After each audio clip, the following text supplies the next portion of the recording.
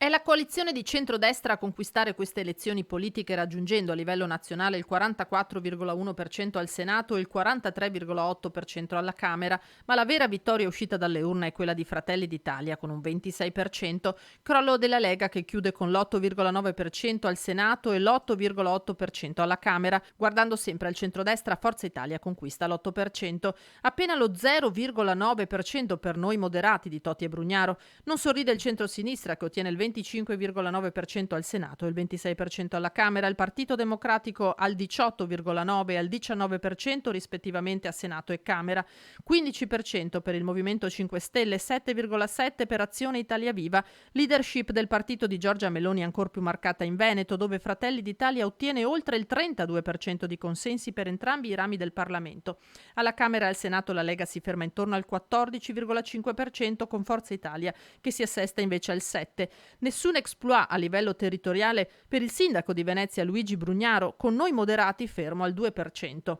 La coalizione di centrodestra in regione oltrepassa la soglia del 50%, aggiudicandosi il 56,2% alla Camera e il 56,3% al Senato. Il Partito Democratico, pur con un risultato al di sotto delle aspettative, è la seconda forza politica in Veneto con il 16,3% alla Camera e il 16,1% al Senato, mentre il Movimento 5 Stelle, la grande sorpresa a livello nazionale, si deve accontentare sul territorio di un 5,8%, risultato ben più consistente quello del terzo polo, che nel territorio fa proprio invece l'8,4% dei consensi. Un quadro politico completamente riscritto, una nuova geografia da decifrare, non priva di contraccolpi anche a livello locale, dove le segreterie dovranno incassare innanzitutto le inedite proporzioni di forza nel centrodestra. 48 i parlamentari eletti in Veneto rispetto ai 74 del 2018, 32 deputati e 16 senatori. Certe le elezioni all'uninominale alla Camera nella circoscrizione Veneto 1 di Martina Semenzato per Noi Moderati, l'ex magistrato Carlo Nordio per Fratelli d'Italia,